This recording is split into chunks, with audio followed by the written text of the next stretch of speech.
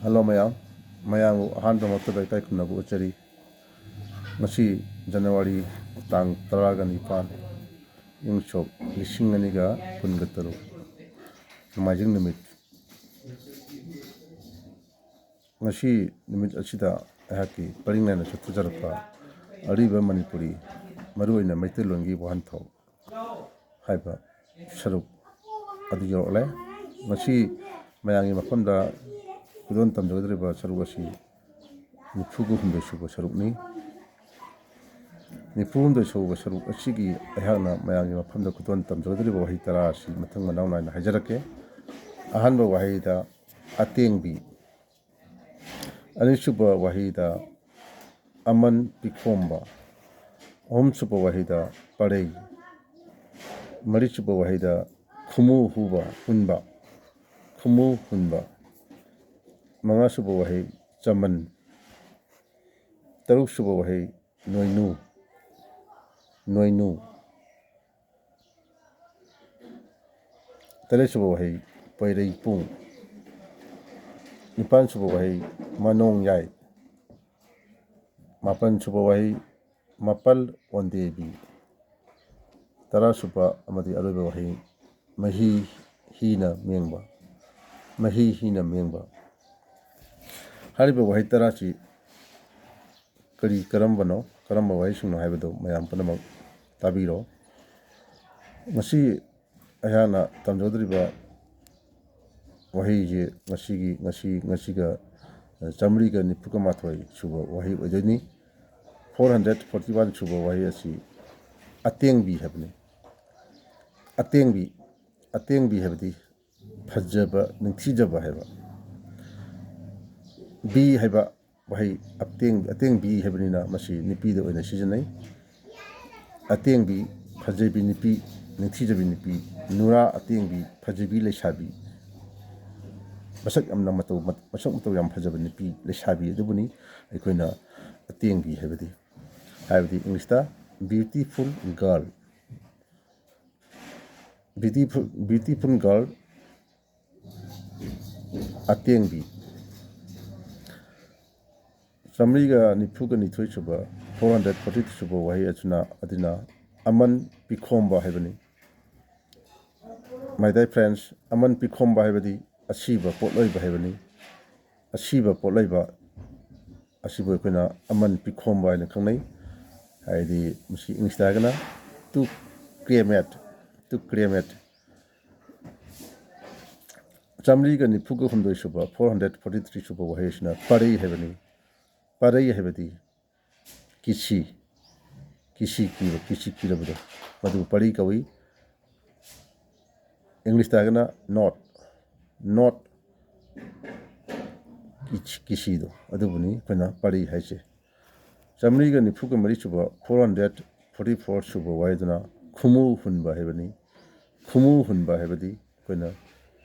yening hunba adubu koina kumu huba haina khangnai kumu hunba haina khangnai English ta gana to put forth new sprouts Jamriga nipu manga suba 445 suba waisuna chaman habadi putha hoba saru thaukhak haitare losilhaudaba thabak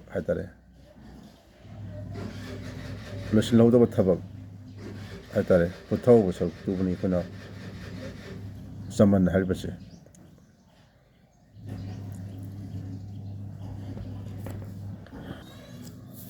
haidi English ta area haitare or remaining part of work haitare or unfinished job hariba waising sibu kana chaman hana khangnai Jamriga nipu taruk suba 446 suba wahiduna noinu habadi thum habadi English ta salt Jamriga nipu taret 447 suba wahiduna pairei pung habadi Manipur Meiteilon asibu kana pairei pung hana khangnai Jamriga nipuga nipan suba 448 suba waiduna manong yai habani manong yai habadi machu nipa chibuni khona manong yai haina khnali base insagana grandson 449 chuba samri gani phuga mapan chuba waidana mapal ondebi habadi mapamda hallagara haidi hallabi nipido mapamda hallagara lairebi nipi adubuni khona ondebi mapal ondebi habadi English ta hagana a woman who has returned to her parents' house. 450 chuba samri gani phugama samriga yakai chuba wahiduna mahi hina mengba habani mahi hina mengba hadi mabuk phabaje mabuk amna phabaje masibu kuna mahi hina mengba haina khanai hadi honest instagram honest ka haina waje